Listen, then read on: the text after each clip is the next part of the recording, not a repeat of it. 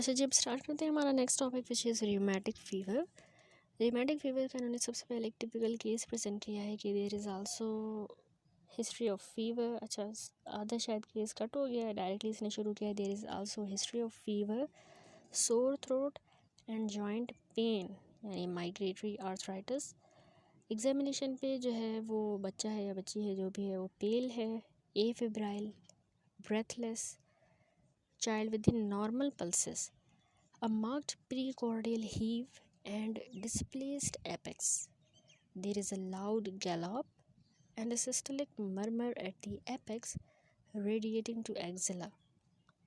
ठीक है, तो ये कार्डाइटिस को इंडिकेट कर रहा है। तो ये सारी एक्चुअली कॉम्प्लिकेशंस है रूमेटिक फीवर की, देखेंगे सारा।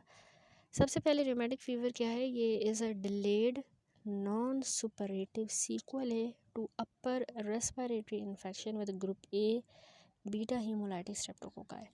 ठीक है, ये group A beta haemolytic streptococci की वजह से अपर रेस्पिरेटरी इन्फेक्शन का ही एक सीक्वल होता है और ये डिलेड नॉन सुपरेटिव सीक्वल है। ठीक है, इसमें बहुत सी चीज़ें होती है, देखेंगे क्या होता है। सबसे पहले इसकी एपिडेमियोलॉजी को समझें और एटियोलॉजी को।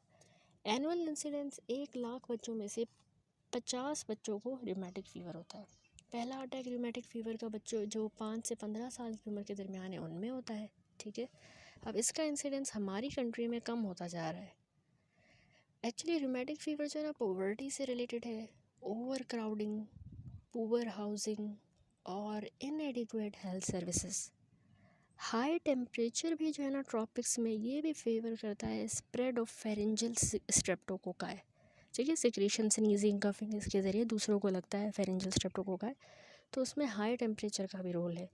देर are more chances of streptococcal pharyngitis in these season, तो इसीलिए इन सीजन्स में कॉमन है।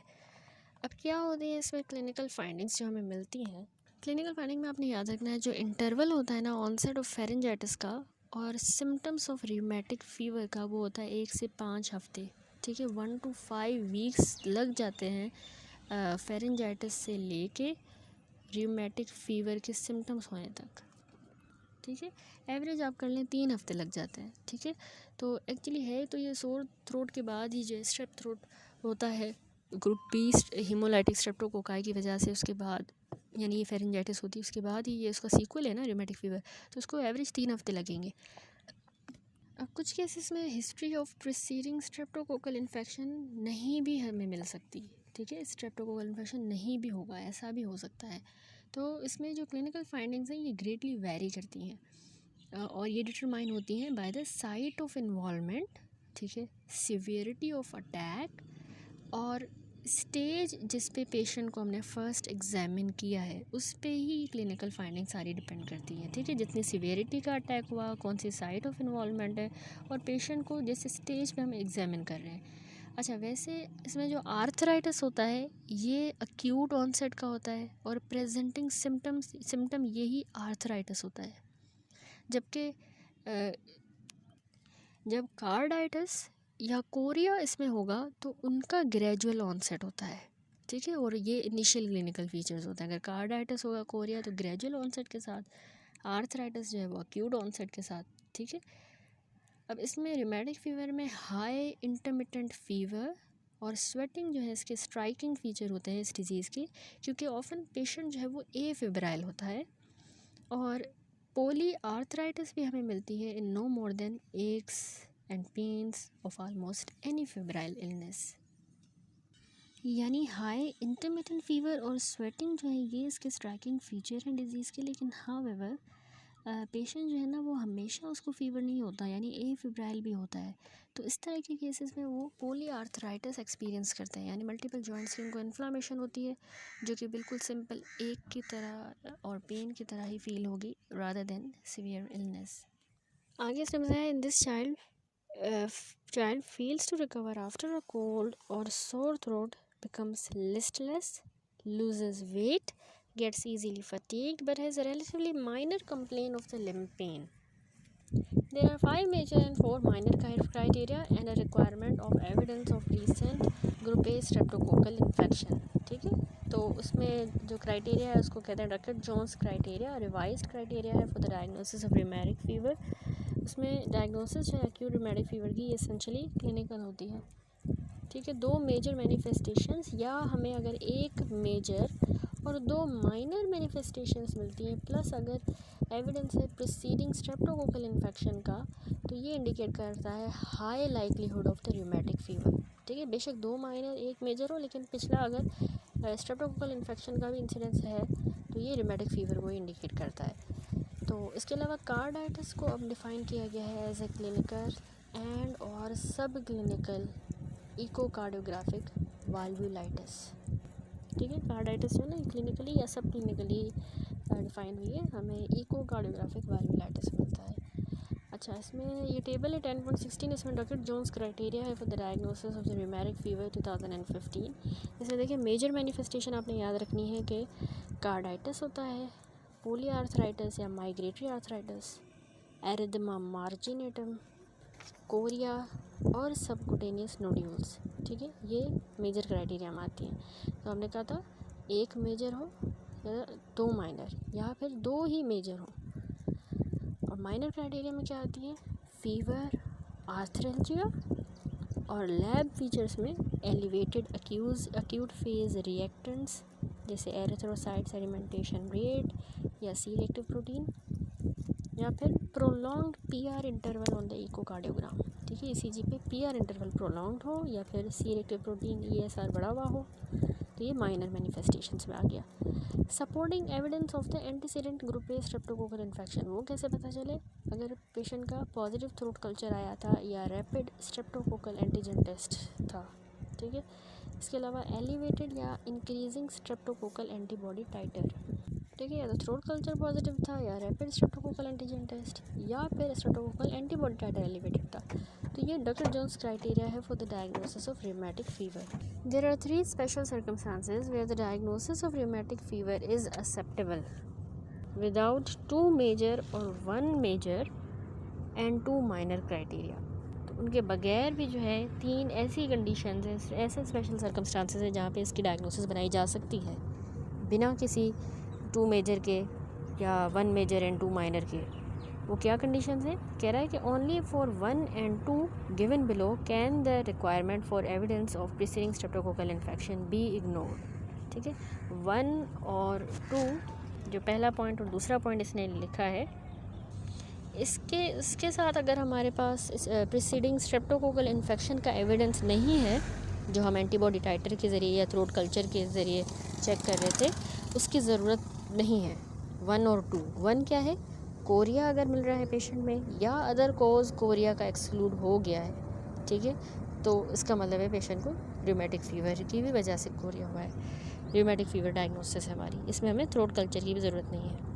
ठीक है, स्ट्रेप्टोकोकल एंटीसीडेंट स्ट्रेप्टोकोकल का इन्फेक्शन की ज़रूरत नहीं है। दूसरा, अगर इंसीडियस या लेट ऑनसेट की कार्डाइटिस हुई है विथ नो अदर एक्सप्लेनेशन, इंसीडियसली हुई है या लेट ऑनसेट कार्डाइटिस, इसमें और कोई वजह नहीं पता कि क्यों हुआ है इसको, तो उसमें भी ये इंडिकेट करता है it is a rheumatic fever. तीसरा है रूमेटिक रिकरेंस।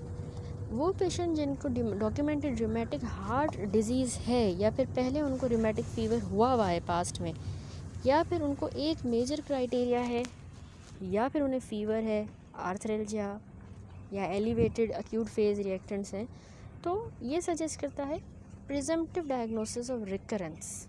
ठीक है, अगर पहले ये चीज़ें हुई हुई हैं तो उसका मतलब है अभी इसको रिकरेंस हुई है। Here the evidence of previous streptococcal infection is needed, तो इसमें हमें ज़रूरत पड़ेगी प्रीवियस स्ट्रेप्टोकोकल प्लस में प्रीवियस स्ट्रेप्टोकोकल इन्फेक्शन होना चाहिए। ठीक है, तो रूमेटिक रिकरेंस में वो पेशेंट जो कि डॉक्यूमेंटेड रूमेटिक हार्ट डिजीज़ के हैं या फिर उनको प्रीवियस रूमेटिक फीवर हुआ है या फिर उनको एक मेजर क्राइटेरिया है या fever, arthralgia, elevated acute phase reactant, तो ये प्रिजम्पटिव डायग्नोसिस है रिकरेंस की। ठीक है, अच्छा, उसके बाद जो इंडिविजुअल इसमें हमें मिल रही हैं क्लिनिकल फाइंडिंग्स में कॉम्प्लिकेशंस, जैसे कि माइग्रेटरी पोलीआर्थराइटिस, कार्डाइटिस, रूमेटिक या सिडनी-हार्म कोरिया। अच्छा जी, सबसे पहला जो मेजर क्राइटेरिया में हमने देखा था माइग्रेटरी पोलीआर्थराइटिस। अच्छा, रूमेटिक फीवर में जो आर्थराइटिस है ये तकरीबन 75% ऑफ द पेशेंट्स को होता है एक्यूट रूमेटिक फीवर में। अब आर्थराइटिस जो है रूमेटिक फीवर का, ये एक्यूट पेनफुल स्वेलिंग हो जाती है one of the several joints की, ठीक है, स्वेलिंग हो जाती है। अब ये माइग्रेटरी कैरेक्टर का है, यानी इसको माइग्रेटरी क्यों कह रहे हैं, पहला जो अफेक्टेड जॉइंट होता है वो इम्प्रूव होना स्टार्ट हो जाएगा, जबकि दूसरा फिर जॉइंट अफेक्ट हो जाएगा। तो यानी माइग्रेट कर रहा है, ये आर्थराइटिस, ये पेन, ये स्वेलिंग, ये घूम रही है जॉइंट्स में। अच्छा, लार्जर जॉइंट्स जैसे नी, एंकल, रिस्ट, एल्बो और शोल्डर, इनमें ये जो है इन्वॉल्व होते हैं in the order of frequency, ठीक है। जॉइंट्स हॉट होंगे, रेड, स्वॉलन और वेरी टेंडर होंगे, और बच्चा जो है ना वो अफेक्टेड लिम्ब को मूव भी नहीं कर पाएगा, इतना वो टेंडरनेस और पेन, ये सारी चीज़ें होंगी। अच्छा, रिकवरी के बाद जॉइंट्स में कोई रेजिडुअल डैमेज नहीं होता, जब पेशेंट बिल्कुल ठीक हो जाएगा तो जॉइंट्स में कोई फिर मसला रहता नहीं है। Arthritis respond almost immediately to salicylate, ठीक है, एस्प्रिन वगैरह सैलिसाइलेट्स को ये जल्दी आर्थराइटिस रिस्पॉन्ड करता है। Severity of the joint involvement is inversely proportional to severity of cardiac involvement, यानी जितने ज़्यादा बच्चे का जॉइंट इन्वॉल्व होगा उतना कम उसकी कार्डियक इन्वॉल्वमेंट, कार्डाइटिस, ये कम होगी, इन्वर्स रिलेशन है, ठीक है। तो अगली कॉम्प्लिकेशन अब आती है कार्डाइटिस। कार्डाइटिस जो है ना ये पाल्पिटेशन की तरह प्रेजेंट करेगी, बच्चे को पाल्पिटेशंस हो सकती हैं, या चेस्ट पेन हो सकता है, या breathlessness. Carditis 50 to 60% of all cases of acute rheumatic fever में होता है। Major change in the 2015 revision of the Jones criteria is acceptance of sub clinical carditis. Sub clinical हम किसको कहते हैं, जिसमें मरमर नहीं होता, without a murmur of valvulitis but with echographic evidence of valvulitis. Echo पे हमें वाल्वुलाइटिस मिल रहा है लेकिन मरमर नहीं मिल रहा कार्डाइटिस का, तो उसको हम कहते हैं सब क्लिनिकल कार्डाइटिस। तो 2015 में इसको भी एक्सेप्ट किया कि हाँ ये हमें रूमेटिक फीवर में मिलता है, इसको भी हम ऐड करेंगे मेजर क्राइटेरिया में, सब क्लिनिकल कार्डाइटिस। दूसरी होती है क्लिनिकल कार्डाइटिस, उसमें वाल्वुलाइटिस मरमर भी मिलेगा। तो ये as a fulfilling the major criteria of carditis in all population, दोनों को ऐड किया गया है, ठीक है। दोनों हो सकते हैं, सब क्लिनिकल कार्डाइटिस विदाउट मरमर या क्लिनिकल विथ मरमर। अच्छा, इसमें पेशेंट को ना सॉफ्ट मिड डायस्टलिक मरमर होता है, उसको हम कहते हैं कैरीकोम्स मरमर। सॉफ्ट सा मिड डायस्टलिक मरमर होता है, कैरीकोम मरमर। ये एक्चुअली जो नोड्यूल बन जाती है ना माइट्रल वाल्व के लीफलेट पे, उसकी वजह से प्रोड्यूस होता है। मिड डायस्टलिक मरमर जो है ओवर द एपेक्स पे अगर ये हमें मिल रहा है बच्चे में मिड डायस्टलिक मरमर, तो ये एक डेफिनेट साइन होता है माइट्रल वाल्वुलाइटिस का।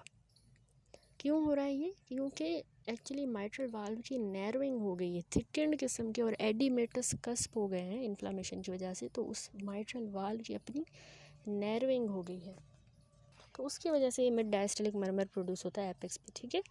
अच्छा, कार्डाइटिस हम तब सस्पेक्ट करेंगे अगर हाई स्लीपिंग पल्स रेट है, ठीक है, बच्चे का सोते हुए हाई स्लीपिंग पल्स रेट हमें मिल रहा है, या हमें कार्डियोमेगैली मिली है, सॉफ्ट सा या मफल्ड फर्स्ट हार्ट साउंड है, या हमें डायस्टलिक एपाइकल मरमर मिल रहा है, या चेंजिंग कैरेक्टर ऑफ मरमर मिल रहा है, और इसके अलावा या फिर अगर हमें पेरिकार्डियल फ्रिक्शन रब मिलता है, तो ये कार्डाइटिस को इंडिकेट करता है, ठीक है।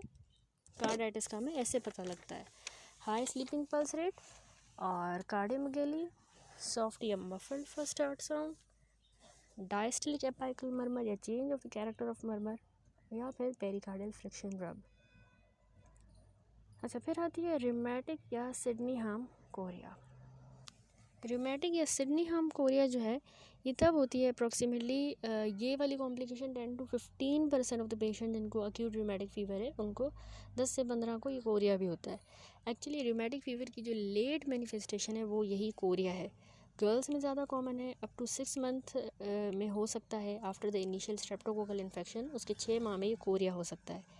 कोरिया जो है ना कभी भी आर्थराइटिस के साथ नहीं देखा गया, ठीक है, लेकिन ये कार्डाइटिस के साथ को एग्जिस्ट कर सकता है, ठीक है। इसमें होता क्या है, जर्की इनवॉलंटरी पर्पसलेस मूवमेंट्स होती हैं जो कि नॉन रिपीटेटिव होती हैं और मेनली प्रॉक्सिमल लिम्ब मसल्स में या ट्रंक में होती हैं।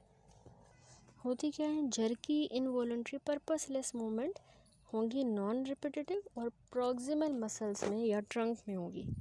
अच्छा, इसमें कोरिया के साथ गेट बच्चे का इर्रेगुलर होगा, deterioration of speech and handwriting भी हो सकती है।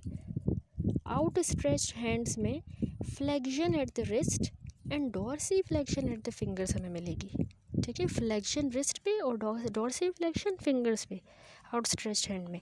अच्छा, वैसे ये कोरिया जो है ना सेल्फ लिमिटिंग है, एक हफ्ते से लेके मोर देन 2 ईयर्स तक भी ये लास्ट कर सकता है, या फिर एक हफ्ता भी लास्ट कर सकता है।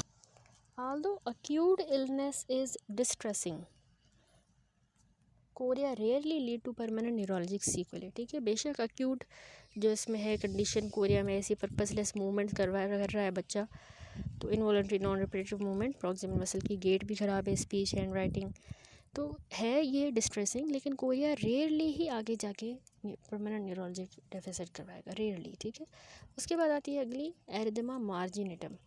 एरिथमा मार्जिनेटम सिर्फ 1% ऑफ द पेशेंट जिनको अक्यूट रिमेटिक फीवर होता है उनमें हमें मिलता है, और ये इसमें एक कैरेक्टरिस्टिक रैश होती है। ये है ही एक कैरेक्टरिस्टिक खास किस्म की एक रैश है अक्यूट रिमेटिक फीवर की, 1% लोगों में होती है।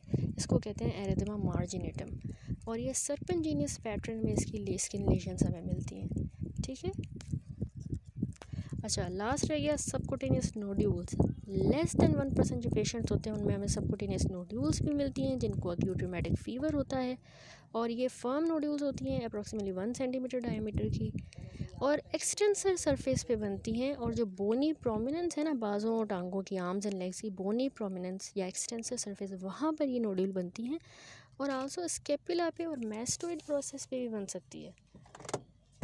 ठीक है, इसके अलावा ESR, अब माइनर क्राइटेरिया में हम ESR भी देख रहे थे। आल्दो है ये नॉन स्पेसिफिक, लेकिन ये अक्यूट स्टेज में बढ़ा हुआ होता है पेशेंट का, और ये एक इंडेक्स की तरह एक यूज़फुल इंडेक्स है for monitoring the activity and progress of disease. ठीक है, दूसरा C रिएक्टिव प्रोटीन भी हमारा माइनर में था, ये भी non specific acute phase reactant है, ये भी अक्यूट स्टेज ऑफ डिजीज़ में बढ़ा हुआ होता है।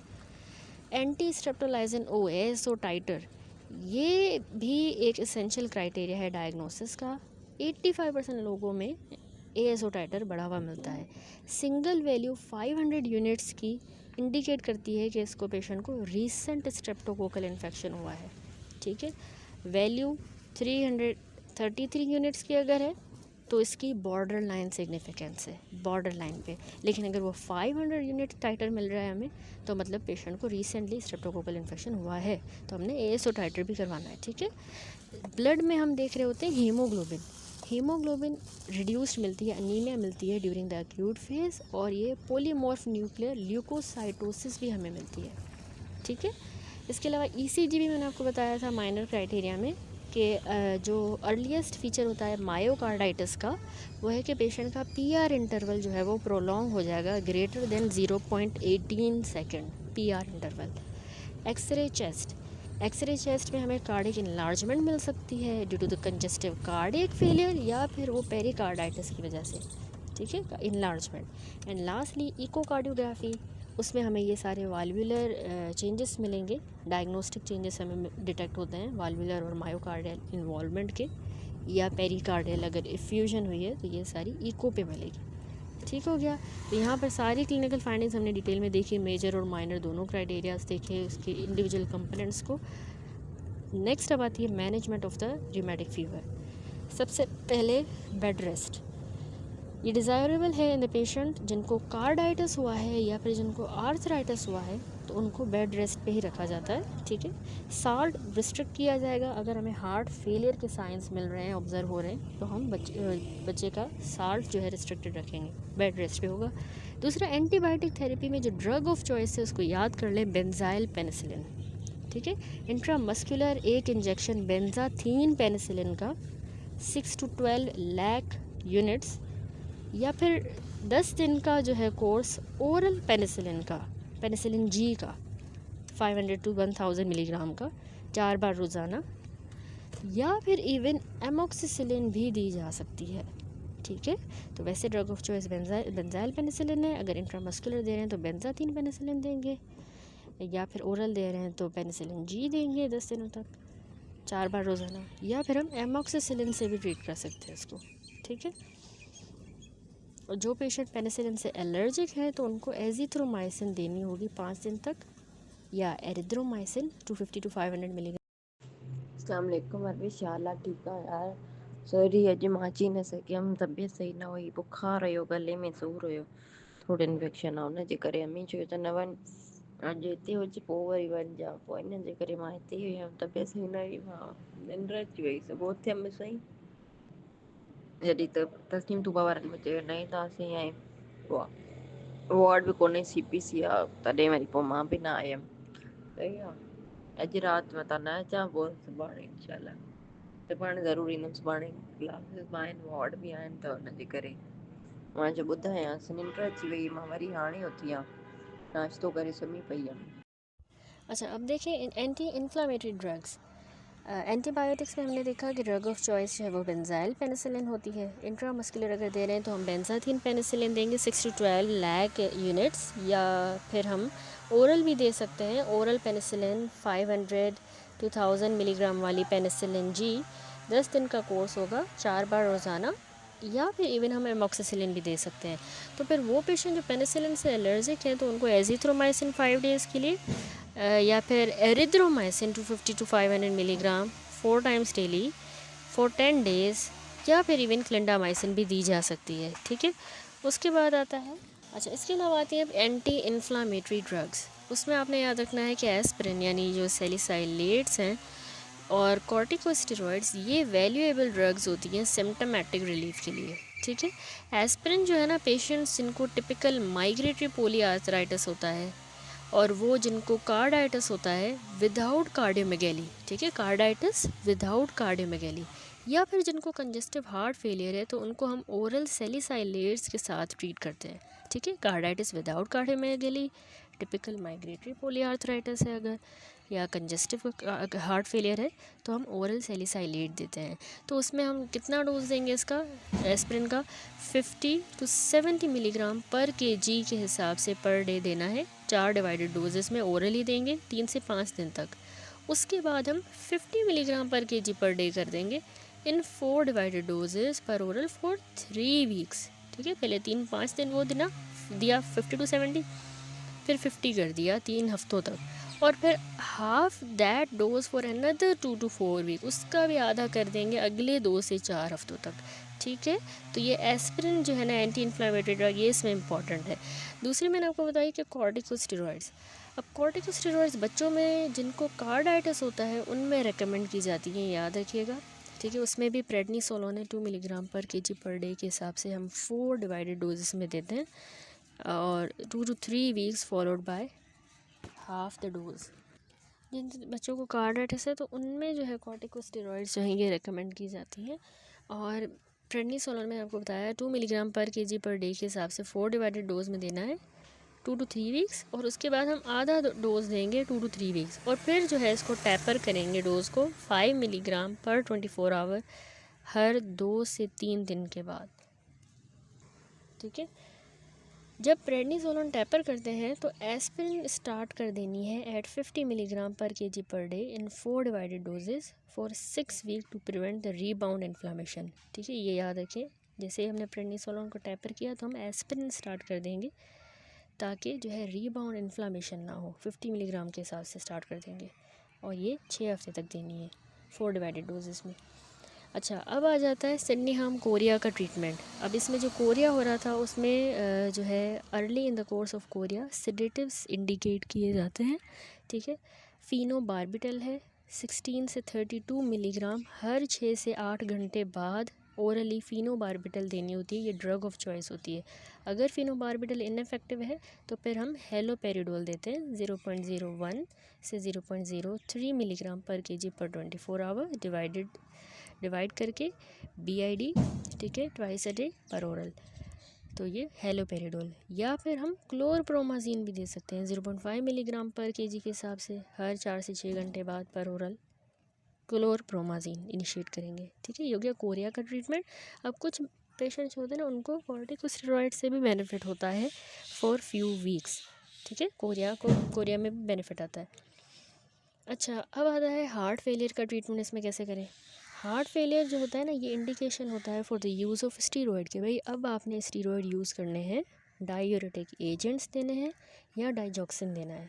ठीक है, अच्छा अगर हमें साइंस एंड सिम्टम मिल रहे हैं सिवियर कंजेस्टिव हार्ट फेलियर के और वो मेडिकल थेरेपी से अनरिस्पॉन्सिव है, तो फिर हम ऑपरेटिव रिपेयर करेंगे या फिर हम रिप्लेसमेंट कर देंगे सिवियरली कॉम्प्रोमाइज्ड कार्डियक वाल्व की। ये नेसेसरी हो जाएगा फिर, ठीक है, अगर उससे मेडिकल से सही नहीं हो रहा। लास्ट में आती है प्रोग्नोसिस। तो अप्रॉक्सीमेटली 50 to 70% पेशेंट्स जो हैं जिनको मिनिमल कार्डाइटिस हुई है, कार्डिक वाला इशू ज़्यादा नहीं हुआ, मिनिमल कार्डाइटिस, तो वो रिकवर हो जाते हैं विदाउट, यानी बिना किसी रेजिडुअल हार्ट डिजीज़ के बिल्कुल ठीक हो जाते हैं 50 to 70%। प्राइमरी प्रिवेंशन है क्या?